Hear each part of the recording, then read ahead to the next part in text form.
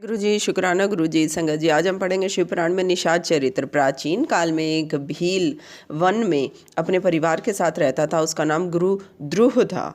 उसका पेशा चोरी करना तथा वन में पशुओं का वध करना था। एक बार शिवरात्रि का पर्व आया। उस दिन उसके घर में कुछ भी भोजन सामग्री नहीं थी। उसके परिवार के सब सदस्य भूखे थे। सब सदस्यों ने उससे कहा कि कुछ भोजन सामग्री ले आओ, हमें भूख लगी है। वह धनुष बाण लेकर शिकार को चल दिया। भाग्य से उस दिन शाम तक वन में घूमने पर भी उसे कोई जानवर शिकार के लिए दिखाई नहीं दिया। रात हो जाने पर वह बहुत व्याकुल हो गया। वह सोचने लगा, खाली हाथ कैसे घर लौटूं, परिवार के सदस्यों को खाने के लिए क्या दूंगा। बहुत सोच विचार करने के बाद वह तालाब के किनारे एक बेल के वृक्ष पर रात बिताने के लिए बैठ गया तथा उसने एक पात्र में जल भी भर कर रख लिया। उसने सोचा कि रात में जब कोई पशु जल पीने को आएगा तब मैं उसका शिकार कर लूंगा। रात्रि के प्रथम पहर में एक हिरनी जल पीने के लिए तालाब पर आई। भील ने उसका शिकार करने के लिए धनुष का बाण चढ़ाया। धनुष बाण चढ़ाते समय कुछ जल तथा बेलपत्र झड़कर नीचे गिर पड़े। भील के भाग्य से उस बेल के वृक्ष के नीचे शिवजी का ज्योतिर्लिंग स्थापित था। इससे अनजाने में ही जल और बेलपत्र ज्योतिर्लिंग पर गिर पड़े। इस प्रकार भील के द्वारा शिवजी का रात्रि के प्रथम पहर में पूजा हो गई। इससे अनजाने में ही भील के पापों का नाश हो गया। भील के धनुष की टंकार सुनकर हिरणी ने कहा, तुम यह क्या करना चाहते हो। भील ने कहा, मेरा परिवार भूखों मर रहा है, मैं उन्हें भोजन के लिए तुम्हारा शिकार करना चाहता हूँ। यह सुनकर हिरणी बोली, तुम बहुत अन्यायी हो, तुम्हें जरा भी दया नहीं आती। यदि मेरे माँ से तेरे परिवार की भूख मिट जाए तो मेरा यह शरीर धन्य है। दूसरों के कष्ट निवारण से ही जीव प्रशंसा के योग्य हो जाता है। तुम थोड़ी देर और रुक जाओ, मैं अपने घर जाकर अपने बच्चों को अपनी बहन को सौंप कर आती हूँ, तब तुम मुझे मार लेना। तुम मेरा विश्वास करो, मैं लौटकर अवश्य आऊंगी। यदि मैं लौट के न आई तो मुझे पाप लगेगा, मैं विश्वासघाती बन जाऊंगी। हिरनी की बातों पर विश्वास करके भील ने हिरनी को जाने दिया। हिरनी लौटकर अपने बच्चों के पास गई। इस प्रकार उस भील का रात्रि का प्रथम पहर का जागरण भी हो गया।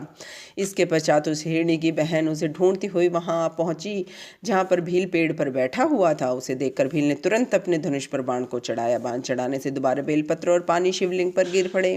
इस प्रकार उस भील का रात्रि के दूसरे पहर का पूजन हो गया। धनुष की टंकार सुनकर वह हिरनी बोली, हे भीलराज, तुम यह क्या करने जा रहे हो।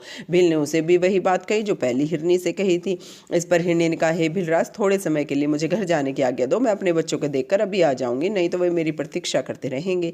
भील ने उसे भी जाने की स्वीकृति दे दी। इस प्रकार जागते जागते भील का रात्रि पहर का दूसरे पहर का जागरण के रूप में व्यतीत हो गया। रात्रि के तीसरे पहर में एक मोटा ताजा हिरन जल पीने उस तालाब पर आया। वहीं पेड़ पर भील बैठा था। भील ने उस हिरन का शिकार करने के लिए अपने धनुष पर बाण को चढ़ाने लगा। इस बार भी शिवलिंग पर जल और बेलपत्र गिर पड़े। इससे भील के तीसरे पहर की शिव पूजा अनजाने में ही हो गई।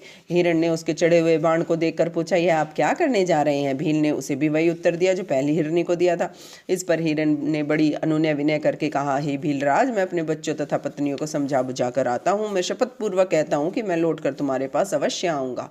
भील ने उसे भी जाने दिया। इस प्रकार जागरण करते हुए भील के रात्रि का तीसरा पहर भी व्यतीत हो गया। जब दोनों हिरनी और हिरन घर पहुंचे तो सबने आपस में अपना अपना समाचार सुनाया। तीनों ही भील के पास शपथ खाकर आए थे, अतः तीनों ही अपने बच्चों को समझा बुझाकर भील के पास चल दिए, परंतु उनके साथ उनके बच्चे भी उनके पीछे पीछे चल दिए।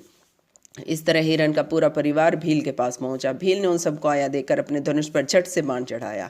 इससे कुछ जल और बेलपत्र झड़कर पुनः शिवलिंग पर गिर गए। इससे भील के मन में ज्ञान पैदा हो गया। यह रात्रि के चौथे पहर का पूजन था। मृग परिवार ने भील से कहा, हम अपनी प्रतिज्ञा के अनुसार आपके पास आए हैं, आप हमारा वध कर सकते हैं, जिससे हमारा शरीर सफल हो जाएगा। इस पर शिव जी की प्रेरणा से भील सोचने लगा, मुझसे तो अच्छे यह अज्ञानी पशु हैं जो परोपकार परायण होकर अपना शरीर मुझे भेंट कर रहे हैं, और एक मैं हूँ जो मानव शरीर पाकर भी हत्यारा बना हुआ हूँ। इस प्रकार सोचकर भील बोला, हे मृग्यो, आप लोग धन्य हैं, मैं आपका वध नहीं कर सकता, तुम निर्भय होकर घर लौट जाओ। तभी वहाँ भगवान शंकर प्रकट हो गए। भील शिव जी के चरणों में घिरकर उनकी भक्ति का आशीर्वाद मांगने लगा। शिव जी ने उसे श्रृंगवेरपुर की श्रेष्ठ राजधानी में भेजकर भगवान श्री राम के साथ मित्रता होने का आशीर्वाद दिया। बाद में वह निषाद श्री राम जी की कृपा से मोक्ष को प्राप्त हुआ। इस प्रकार यह शिवरात्रि की महिमा का फल था। यह व्रत महान फलदायक है। ऋषि कहने लगे, हे सूत जी, आप कृपया मुझे मुक्ति का स्वरूप समझाइए। सूत जी बोले, हे ऋषि, शिवरात्रि का व्रत करने से सभी तरह के पापों का निवारण हो जाता है। इससे उत्तम, सुखदायक, सारीप्य, सालोक्य, सायुज्य, ये चारों प्रकार की मुक्ति मिल जाती है। धर्म, अर्थ, काम आदि तो ब्रह्मा विष्णु आदि देवता दे सकते हैं, परंतु मुक्ति प्रदान करने का काम तो भगवान शंकर का ही है। भगवान शंकर ही परमात्मा स्वरूप है। वे पर ब्रह्म है, वे विज्ञानमय है, अवयव, सब दृष्टा और ज्ञान लभ्य है। कैवल्य नाम की एक और मुक्ति है जो बड़ी कठिनाई से प्राप्त होती है। भगवान शंकर के दो रूप हैं, एक सकल और दूसरा निष्कल। इससे ब्रह्मादि देव भी नहीं जानते हैं।